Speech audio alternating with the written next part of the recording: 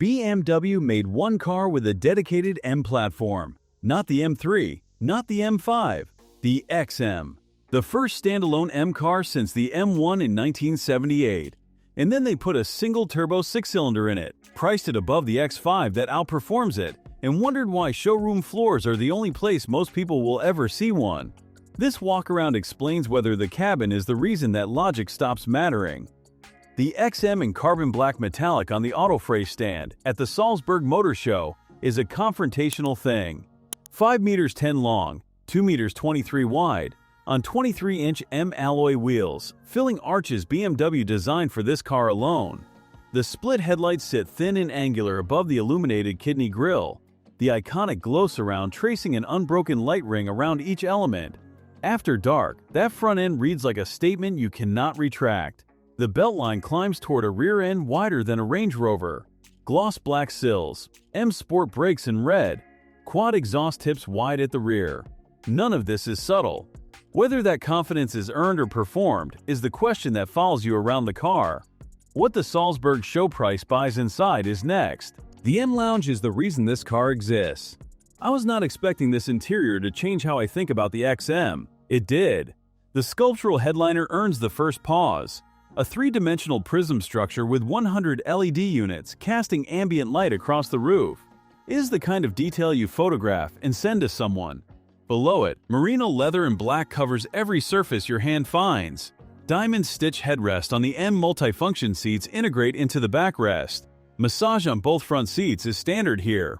The 12.3-inch instrument display and 14.9-inch touchscreen sit in the BMW curved display, angled toward the driver. Harman Kardon surround sound is standard. The 14.9-inch touchscreen runs BMW Operating System 8 with the M-specific display layout. The graphics are sharp, the menus respond without hesitation, and the iDrive rotary controller between the seats still exists for those of us who refuse to stab at a screen while driving. Wireless Apple CarPlay and Android Auto are standard. Wireless phone charging is built into the center console. The head-up display projects speed, navigation, and drive mode onto the windscreen.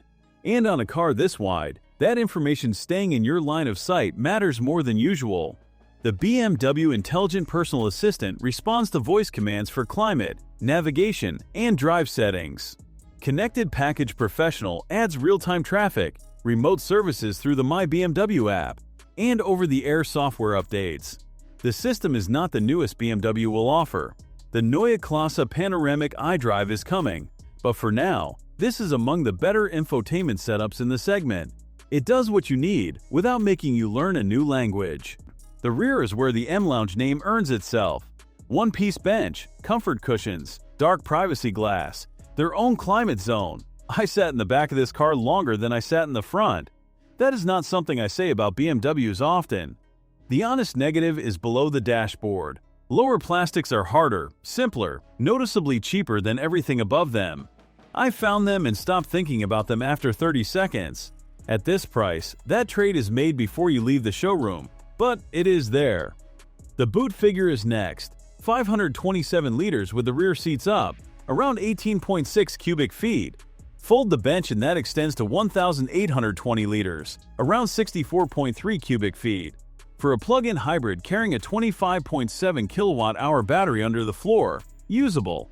Not practical like the X5, but not the compromise you expect from looking at it. 476 horsepower from the B58 3-liter inline-six, and a 197 horsepower electric motor through the 8-speed M Steptronic. 700 Nm. All-wheel drive. 5.1 seconds to 100 km per hour. Around 4.8 seconds to 60 miles per hour. 80 to 86 kilometers of electric range. WLTP. Around 50 to 53 miles. Here is where the argument gets uncomfortable. The X5 xDrive 50e produces 489 horsepower, weighs 200 kilograms less, reaches 100 in 4.8 seconds, and costs roughly 30,000 euros less. The XM50e is a slower, heavier version of a car BMW already makes, wearing an M badge that historically meant the opposite. 127,923 euros. That is the offer price on this AutoFrey sticker in Salzburg. reduced from 142,176 list. A Porsche Cayenne SE Hybrid is quicker, lighter, and rides better on broken surfaces. A Range Rover Sport P460e offers 72 miles of electric range and a quieter cabin. Both cost less. What neither has is the M Lounge. Neither has that headliner. Neither has a rear seat that made me sit there for 10 minutes on a show floor. Whether that is a feature or a justification is a decision you make, not me. The XM50e is not the car the M badge promised. It is something stranger, something that only makes sense if the interior is where you spend your attention rather than the spec sheet. That answer is harder to dismiss than I expected. But harder to dismiss is not the same as convinced. Thanks for watching. If you enjoyed this video, hit that like button and subscribe for more content just like this. Leave a comment below with your thoughts or questions. I read every single one. And don't forget to click the bell icon to get notified about my next upload. See you in the next video.